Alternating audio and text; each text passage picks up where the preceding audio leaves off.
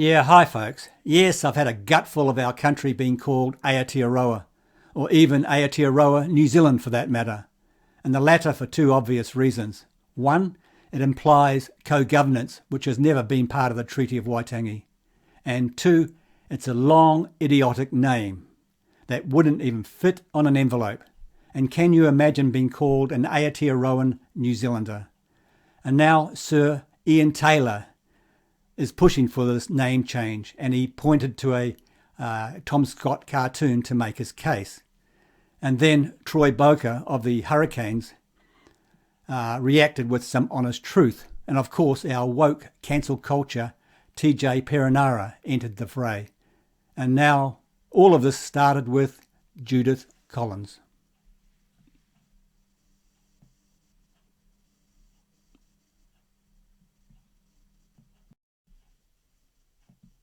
Judith Collins is an outstanding leader. She's doing a great job stabilising us and getting us focused on what matters most. Like whether the public needs a referendum on the use of the name Aotearoa. People are starting to get, I think, quite tetchy about it. The national leader claiming the government is trying to secretly change the name of the country. And she's right.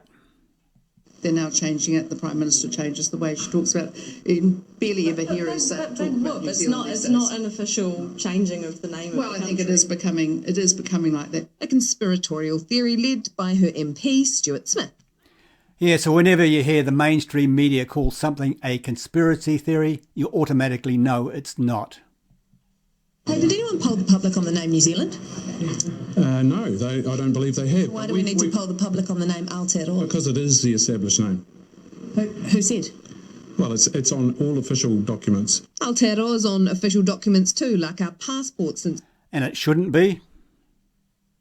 2009 when National was in government, and our banknotes since Sir John Key unveiled them in 2015. Yeah, like I've said many times before, John Key is the biggest traitor to New Zealand besides Jacinda Ardern. Stuart Smith is desperate and stupid. I think it's entirely ridiculous. Even ACT won't touch this one. I would have thought New Zealand had bigger issues today than policing what people call a country. So he doesn't care what people call our country. We could call it Pakistan and he'd be happy about it. Anyway, now to Sir Ian Taylor. Ian Taylor is a remarkable New Zealand entrepreneur whose pioneering work in the field of computer animation is internationally renowned. At the age of 18, Ian joined the band Calculated Risk as the... Wow, it's a very Maori-looking band, isn't it? Which one's Ian? Which one's the Maori? Lead singer, later graduating with a law degree from the University of Otago and going on to become a television presenter. He founded Tailor-Made Media in 1989 and in 1990 established Animation Research Limited, which quickly became one of the top New Zealand computer graphics production houses. Animation Research is recognised internationally for its work, particularly in television and sports graphics. Virtual Eye, the sports division of Animation Research, is a leader in 3D television graphics. Developed in 1991, the Virtual Eye system transformed the way that we watch sports, allowing activities to be tracked and displayed on screen in real time. It was first showcased at the 1992 America's Cup and has since been applied to golf, cricket and high-speed car racing. Animation Research's resilience and ingenuity shone through when COVID-19 hit, moving quickly to build a new platform to continue covering the PGA Tour from their office in Dunedin, when deploying teams internationally was no longer possible. Ian is also supporting a numeracy and literacy program in prisons, using virtual reality to take inmates to environments such as a mechanics workshop, where they participate in practical learning activities. In 2019, Ian started Land of Voyages, celebrating the incredible story of our Polynesian ancestors and sharing their journey with rangatahi across Aotearoa. Across Aotearoa, she said. She didn't even say Aotearoa-New Zealand. And that's happening more and more these days. They're dropping the New Zealand bit. He has described this as the most important work of his life. By documenting the Polynesian voyage to Aotearoa in a way that's never been done before, Land of Voyages aims to educate rangatahi on their past and showcase that STEM, science, technology, engineering and maths, is in their blood. Ian was appointed to the New Zealand Order of Merit in 2012 for services to business and television and has received many accolades, including Outstanding Māori Business Leader of the Year in Yeah, but he's not a Maori. His father is a European New Zealander. And then he pointed to this Tom Scott cartoon. How come New Zealand excels on the water in yachting, rowing, kayaking, etc.? Answer: our ancestral DNA. Now, for the life of me, I don't understand how this cartoon supports changing the name of our country to Aotearoa. But for some reason, Sir Ian Taylor thinks it does. It boggles the mind. Now, this is where Troy Boker and TJ Perenara enter the fray. A Wellington businessman who part owns the Hurricanes is standing by comments branded racist on social media. Troy Bowker's on the board of the Super Rugby franchise because of his shareholding, and pressure's mounting on him to step away. Imogen Wells has today's developments. Hurricane superstar TJ Perenara, a force on the field, but today a force online, calling out a Hurricanes board member for insulting comments. Now this woke dick will be taken to his knee soon. Made on this post, a cartoon shared by animation entrepreneur Sir Ian Taylor. Gobsmacked, really. He shared it to support the debate over what we should call our country, Aotearoa-New Zealand. Great Tom Scott cartoon and the Olympics. It just seemed like, here's something to have a little say about. But it prompted this response from Hurricanes board member Troy Boker. What a load of absolute nonsense, sucking up to the left Māori-loving agenda. Wake up, New Zealand. Worshipping Māori like you are doing is disrespectful to your ancestors. Exactly. What percentage Māori are you? It is a Yeah, now I'd say he's about 10% at best. Crazy attitude to have, especially if someone in a position like that. Perenara says fans deserve better, and he's in talks with management about what to do next. The team's sponsor, 2 Degrees, is reviewing the situation. Some politicians also weighing in on Mr Boker's comments. In terms of his comments here, I thought they were appalling. A large number of players in the Hurricane setup who have got Māori heritage. Who have got Maori heritage, he said. Even he is not calling them Maori. Interesting.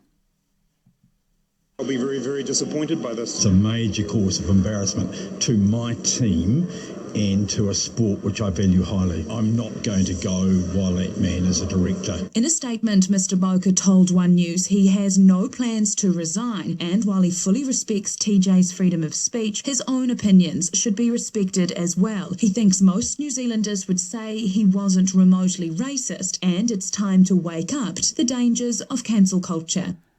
And he was cancelled, or he cancelled himself. Hurricanes part owner Troy Bowker is selling his share of the Super Rugby franchise. And good on him for putting his money elsewhere. But claims it's not because of controversial comments online. Among those comments, he accused Sir Ian Taylor of sucking up to the left's Māori-loving agenda for supporting the name Aotearoa. Those comments were labelled racist and insulting by many, including All Black TJ Perenara. Bowker says he stands by his comments and will exit the franchise at the end of the month.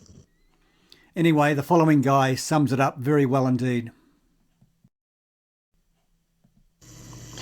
This radio station, Mountainside FM, we made a declaration that we will never refer to this land as Aotearoa until the people of New Zealand have had the chance to decide. So many middle-of-the-road, solid New Zealand citizens actually gave us the thumbs up for that announcement, as they also disliked being manipulated by a dishonest and underhand movement to have our land renamed to Aotearoa by stealth. What these dickheads driving this program by stealth seem to overlook, that every time this name Aotearoa, is used out of context, it creates just a little more bad feeling towards the Maori by non-Maori. Now, what impacted me the most was the sheer number of people who expressed thanks. Each time we Mountainside FM have called out the idiot school teachers, the mainstream swamp media, the bureaucrats and the wokes that wish to have our nation's name changed to Aotearoa from New Zealand. We advocate for New Zealanders to be involved in making this decision. We have all learnt that this Labour government, along with its weak-willed, easily led supporters, have been arrogant in changing the name by de facto without any public discussion. Mountainside FM and so many of the listeners and supporters, with phone calls and emails and everyday folk just stopping me in the street, have expressed their disgust at this political-led mob changing our nation's name by stealth. Now, John Key, well, he was certainly not the brightest person we ever had in the Prime Minister's office, but even even John Key knew the correct procedure when he wished to change our flag: a public binding referendum. The strength of feeling associated with this subject, no matter the perspective, necessitates that the government must take it to the people as National did with the flag. Furthermore, Labour must be willing to accept the results as National did when New Zealand voted to retain the flag. The only fault here, of course, is Marxists and communists never take notice of the majority and will bypass the Westminster system and our democracy in the name of Crazy Cindy.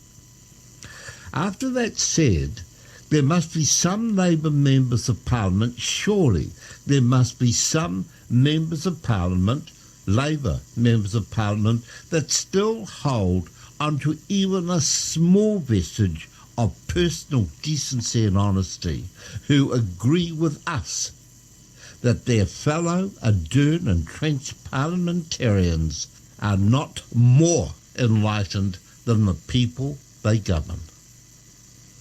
Surely Labour must be willing to listen to the people of New Zealand on this. They cannot go demonising those who would disagree with them. The majority of New Zealanders are now completely pissed off with this manipulation to a name change of New Zealand, led by a dreadful woke brigade supported by the Maori caucus within this government.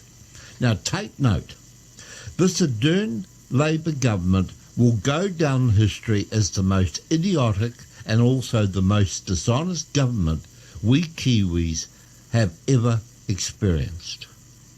Labour's dishonest support and its encouragement of any person, including government servants, to push the use of Aotearoa is in creating an ever-growing movement of voters away from this Crazy Cindy Labour government. It is becoming more and more apparent each and every day that this government from the next general election will probably be the last Labour administration in New Zealand for a very, very long time.